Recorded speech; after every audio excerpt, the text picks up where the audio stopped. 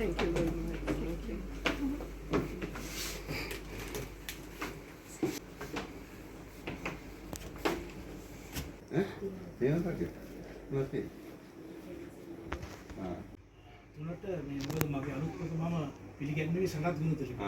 bookshop.lk අපේ පරිශ්‍රයට අද ඇවිත් ඉන්නවා ප්‍රවීණ ගත්කතුවර රංජිත් කුරුපු මැතිතුමා.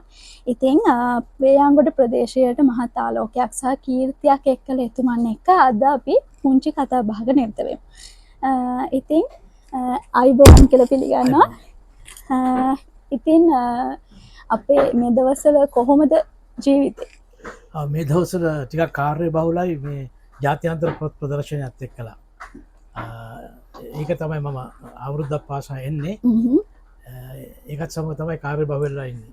හරි. මම අහලා තියෙන විදිහට ඔබතුමන්ගේ පුංචි සංදිය ගත කරන්නේ මේ වේයන්ගොඩ ප්‍රදේශයේ. ඉතින් අපි ඒ ගැන පොඩ්ඩක් අතීත ආවර්ජනයකට ගියොත්. ඔව් වේයන්ගොඩ කියන්නේ මගේ මව්ගේ සහ පියාගේ ගම. ඔව්.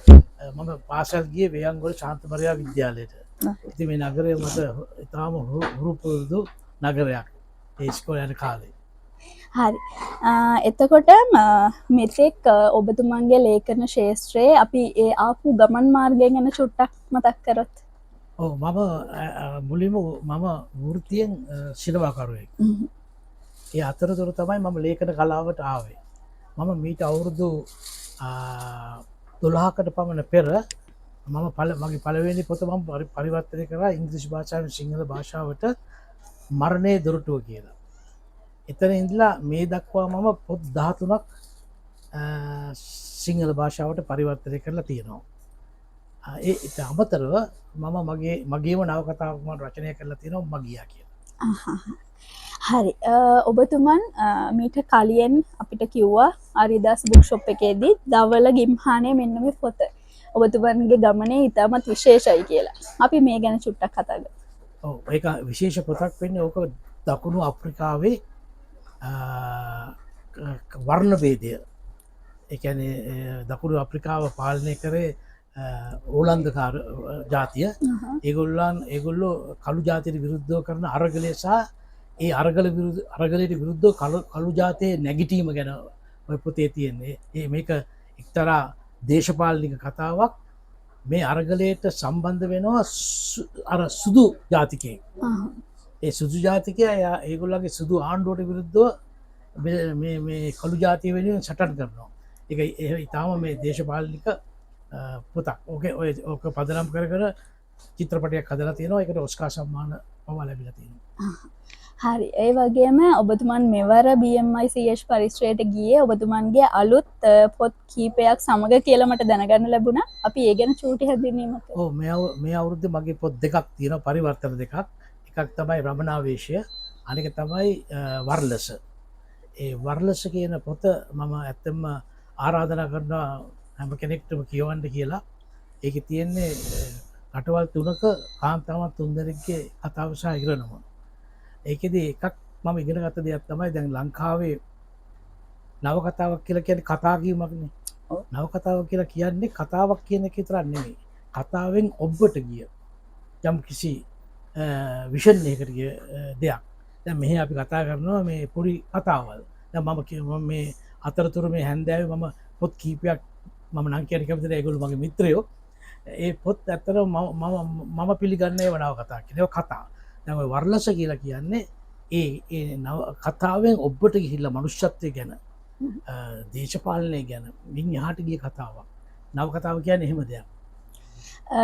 ඔබතුමන්ගේ නවකතා අතර මම චුට්ටක් දැක්කේ සරාගී පැත්තට බර නවකතා පරිවර්තන.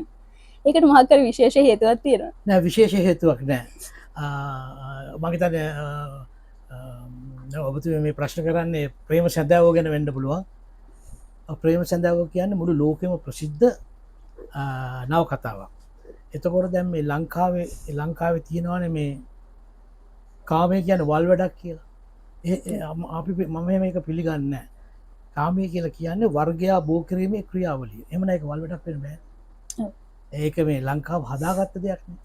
ඒ නිසා ඉතින් මට අපිට ගොඩාක් මේ මේ කම්පලේන්නාව මේ ඇයි මේ වගේ පොත් පරිවර්තය කර අපි දීපු උත්තරේ තමයි මේක තියෙන්නේ අමුතු දෙයක් නෙවෙයි මේ වර්ගයා බෝකිරීමේ ක්‍රියාවලිය සම්බන්ධව නව කතාවක් හැබැයි විශේෂයෙන් වෙළඳ පොලට දාන්ඩ හෙම හිතල කරපු දෙයක් නෙවෙයි ඉත මම නවකතා කියවන හෙම කියෝගෙන එනකොට මේක ඇත්තරම් මට පරිවර්තනය කරන්නටි කර යෝජනා කරේ මගේ නෝනා හැබැයි ඇකිව්ව ඕක මට යෝජනා කරල එක්ක ඔයාව ඒ ලංකාවද එල්ලයි නැත්තම් මල්ටිකක්දීල ගරුහන් කරයි කියලා එයාමට කිව්වා හැබැයි තීරණය ගණ්ඩුවන මම කියලා පස්සේ මම පොත කියව්වා කියලා මම පොත පරිවර්තයක ලොකු වැඩක් 1500ක් පිටු පොත් 6ක් මම හිතනවා ඒක ඉතාම ඉහළ පෙළේ නවකතාවක් ඉතින් ඔබතුමන්ට ගොඩක් ස්තුතිවන්ත වෙනවා ආර්යදාස බුක්ෂොප් සහ bookshop.lk වෙතින් අපේ ඔබතුමන්ගේ අලුත්ම ග්‍රන්ථය රමණාවේශය පොත අද ඉඳන් bookshop.lk අපේ වෙබ්සයිට් එකෙන් මිලදී ගන්න පුළුවන් ඕනම කෙනෙක්ට. ඉතින් අපේ පරිශ්‍රයට පැමිණිලා මේ ගත කරපු මොහොතට ඔබතුමාට ගොඩක් ස්තුතියි. ඒ වගේම මම හෘදයාංගම ස්තුතිවන්ත වෙනවා ශ්‍රේයන් ගෲප් මහත්තයාට මේ මහවැඩිය මේ කරපු සංවිධාන සහ මේ සම්මුඛ සාකච්ඡාවට බොහොමත්ම ස්තුතියි මේ ආරාධනයට.